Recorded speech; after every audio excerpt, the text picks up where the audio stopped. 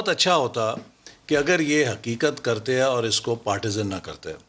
یہ جب ہم نے ویژن 2025 شروع کیا تو اس کے اندر ان کی وزارت تعلیم کو میں نے خود بلا کے، یہ بلیغ الرحمان صاحب کو آپ بلائیں، وہ آپ کو ساری تفصیل بتائیں گے. 4 پروجیکٹس ہیں جو ہم نے منسٹری آف پلاننگ سے منسٹری آف ایجوکیشن کو دیے.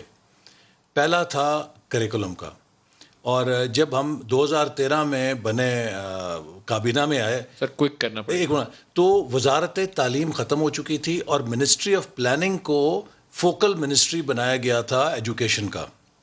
تو میں نے پہلی جو میٹنگ کی صوبائی وزراء تعلیم کے ساتھ، اور ہم نے پھر جب وزارت تعلیم کو بحال کر دیا تو اس میں نے تجویز دی کہ ایک interprovincial education ministers committee جو ہے اس کو آپ سٹرکچر کریں، ہر سہ-ماہی اس کی میٹنگ کریں، اور ایک نیشنل کریکولم کاؤنسل بنائیں. تو اس نے کوئی کریکولم ڈیزائن کیا؟ جی اچھا، وہ نیشنل کریکولم کاؤنسل اس وقت بنی، اور اس کے ذریعے اس کی نگرانی میں پرائمری کی سطح کا جو نیشنل کریکولم تھا وہ سارا فائنلائز ہو گیا جب ہماری حکومت پہلی سے 5ویں جماعت تک آپ نے ری ڈیزائن کر دیا تھا. وہ کہاں پر ہے؟